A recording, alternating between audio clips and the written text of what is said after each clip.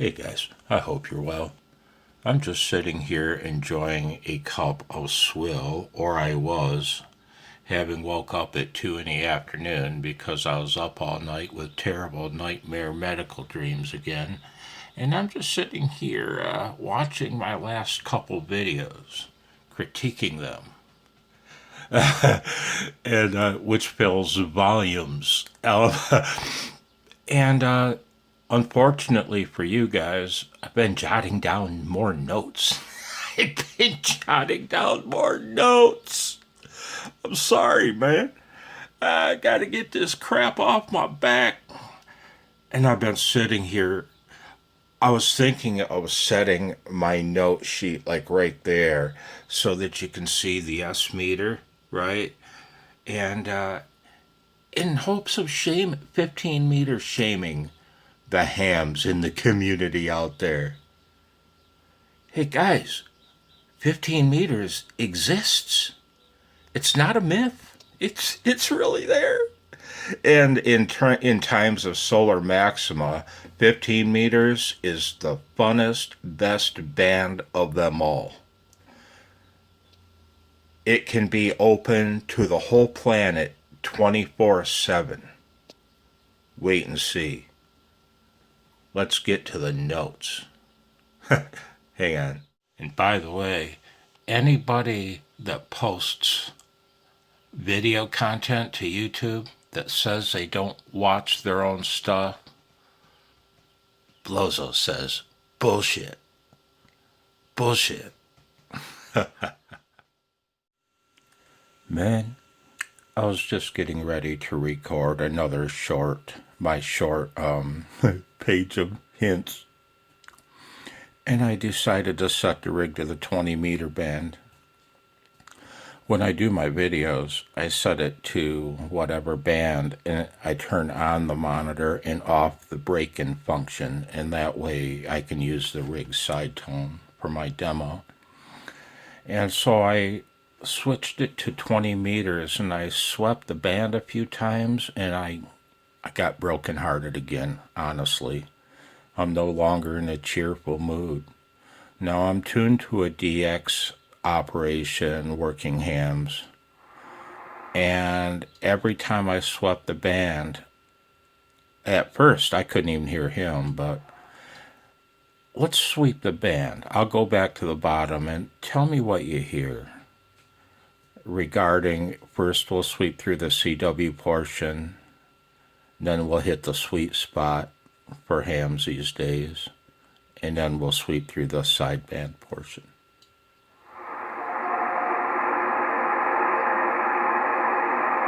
Okay?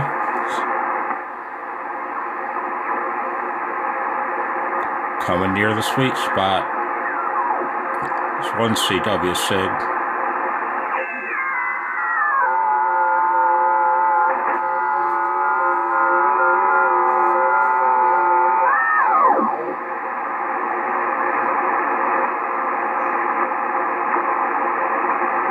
One sideband sig. And that's it, man. The digital shithole there is always just active as hell, and it breaks my heart every time. This is 20 meters, man.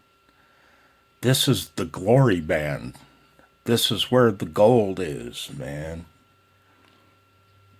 And again, I sweep through the 20-meter band, or the 40-meter band even, in the afternoons, and hear nothing. Not a single sideband signal or a single CW op. And the digital watering hole is just blazing hot. It breaks my heart, man. People don't want to talk anymore. We're making a generation of hams that have never seen a microphone, let alone touched one, you know? And dang, man, I can understand the attraction of these digital modes, but it doesn't mean you have to abandon every other aspect of your hobby. Oh my God. What are people afraid to talk anymore? Man, American hams have a mental disease. And now, I'll switch you over and I'm going to take you with me and slide you. Bad mood now, man. Bad mood now. This is real video, man. I don't. Let's see. Hang on. Okay, guys. There's something I want to stress again. You guys that haven't made your first CW contact yet, I want you to be ready for this, man. This is my number one bit of advice for once your speed starts to creep up there. I don't necessarily know if the really slow ops use it this way, but boy, once you get up to, in the teens and onward, get ready for the sudden HW, conversation, blah, blah, blah, HW break, I mean, it happens fast, and so don't let them catch you off guard, in your little comfy zone, because at any time you might hear, whoops, hang on, I might hear nothing. Yeah, right, hang on.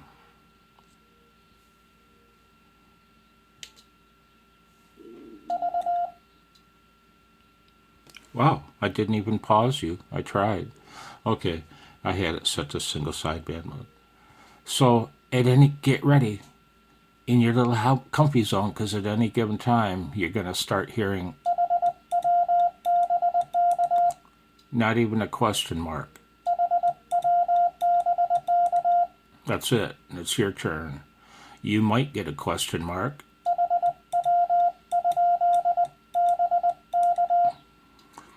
I told you guys earlier I'd try to space it out. I'm sorry.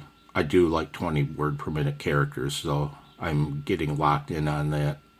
I make too many mistakes otherwise. I do anyway. But yeah, the HW break.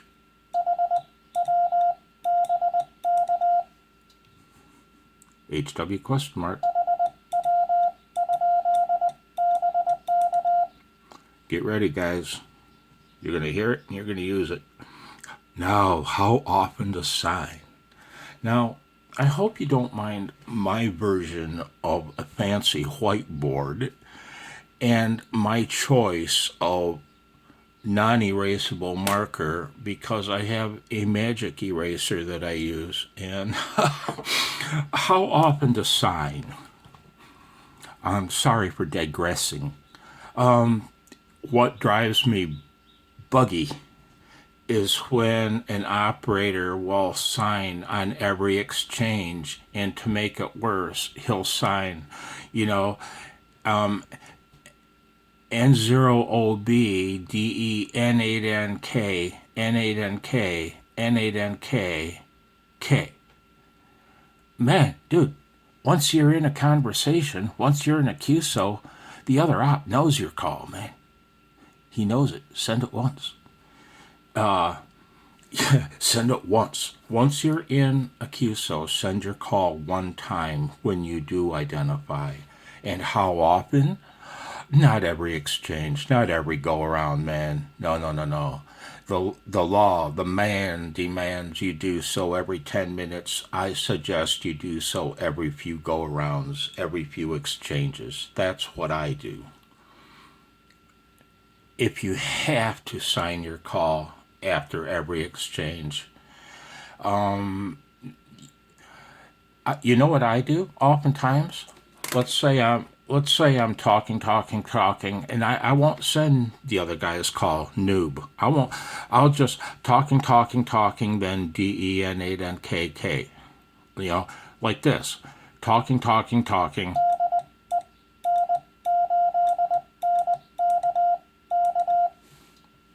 That's it. Talking from an 8NK. Go ahead. I generally will do that. More often than not, I will not send the other operator's call.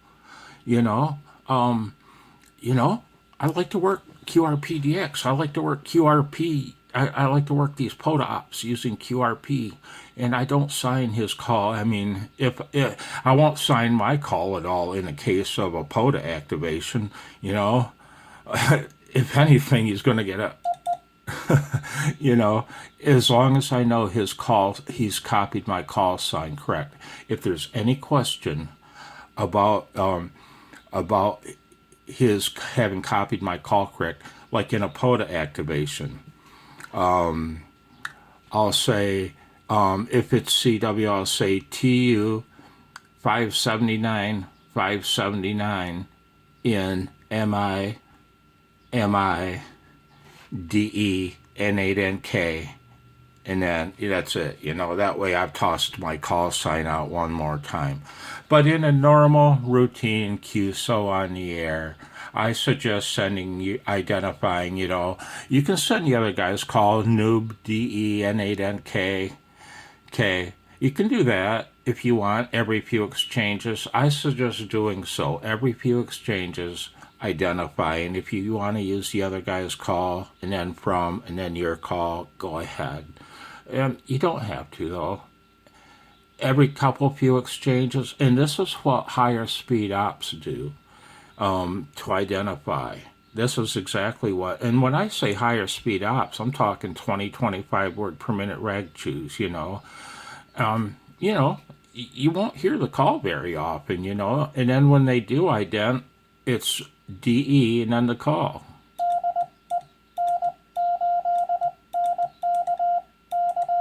That's it. Okay, enough said. Full QSK. I've mentioned full QSK in the previous video. How when two ops are in a rag chew using full break-in, they'll interrupt the flow by going, and the other op stops, and then I carry on, you know. Back and forth it goes. But having said that, and that's nice, it leads to really fluid conversation. Do I use full QSK? Do I use full break-in? The distraction would drive me buggy. It'd drive me nuts. I think when I was a younger guy, I might have used it a little bit, but not really. So if I can turn the volume, nah, it's just not worth bugging with, man. I don't like full QSK. I like my rig to stay in transmit mode between characters, or my brain goes buggy. Not only between characters, but I have my full QSK set. I have my QSK delay on this Yaesu set to 420 milliseconds. And that way, even at 20 words per minute, it stays in transmit mode between characters, and it stays in transmit mode between words. And so therefore it stays in transmit mode the whole time I'm talking. I prefer it that way. I don't know how your average CW op runs their QSK though. I think a lot of the old farts like to use it. I don't. And I'm an old fart. So there you go. Hang on. Bugs, automatic character spacing, iambic paddles, and brass. Bugs. Does your heart long for a bug? If it does, if you have an intention of using a bug, do not touch an iambic paddle. Do not, unless you're some kind of wizard, because you're going to only be able to use one or the other. Boy, I don't know. Yeah, I stick by that. If you really have a thing for bugs, don't learn with a keyer and set of paddles. Just go with your bug and your straight key, if you like straight keys. And you show me a man that owns a bug without a straight key, and I'll polish your shoes, man. Automatic character spacing. I detest it. I don't like it. I won't use it. I want unique timing. I want poor timing. I want interesting timing. I want CW that doesn't put me to sleep and make me spin the knob. Because we've talked about that before, about us older gentlemen being referred to as those old knob spinners.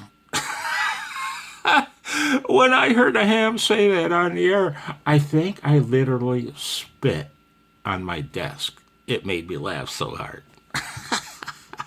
I'm a proud old ass knob spinner, man. So hang on.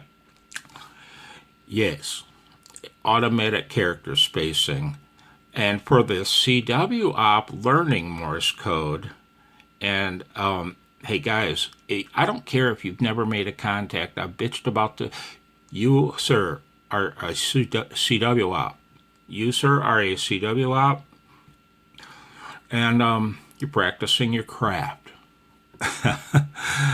And that's how you reply. If a question, I'm practicing my craft.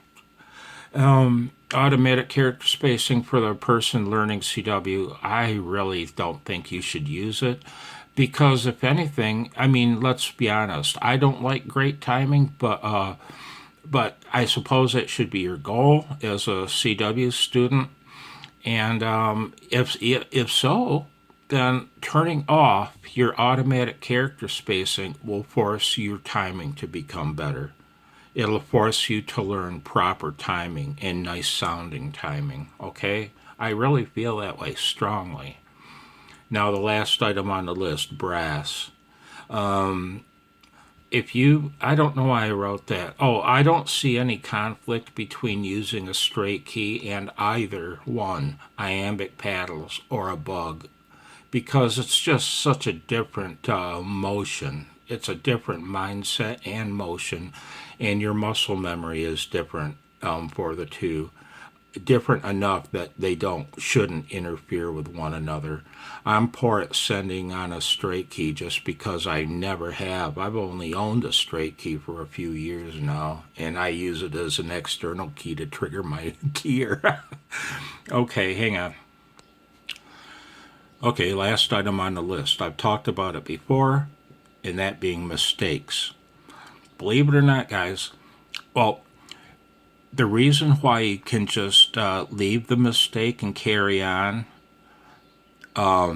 you can fix the letter that you blew if you want, but you don't need to. And you'll find that more experienced CW ops won't fix the mistake. They'll leave it unless it's so horrible it destroys the word.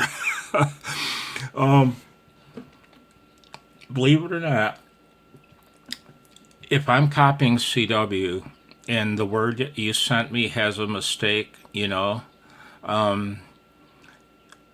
my brain will just correct it and mentally fill it in with the correct character. To a large extent, that happens. The reason that happens is when you start working CW that's a little faster, and I'm not talking 30 words a minute, I'm talking 15, 18 words per minute plus, you're going to start, the vast majority of the words you hear, your brain's going to start recognizing that word and locking it in. Whether the rest of the word has a mistake or not, that word is locked in your head without you even realizing it. And the sentence, the flow, isn't affected at all. What I hear in my head is the correctly spelled, correctly sent version of what you really sent. And that's true. I can't put it any better than that. And having said that, I'm going to try to pinch my phone and zoom out. I can't use two fingers to do that because it revolts. I hope some of my comments are of some value to some of you. And I know I babble, but hey, I'm an old fart. At least I didn't tell a story this time. I'm pretty well running through my list of ideas here, guys, and I don't know if I'll come up with any more. So this may be my last hint video. It probably will be. I want to move on now. I want to show how I set my rig up for my CW operation. And this, I also want to focus on a few items such as Yaesu filtering and crystal roofing filters. And I want to touch on, stuff like that. So, take care and be well and go outside and have some fun without the mask. I had to. 73.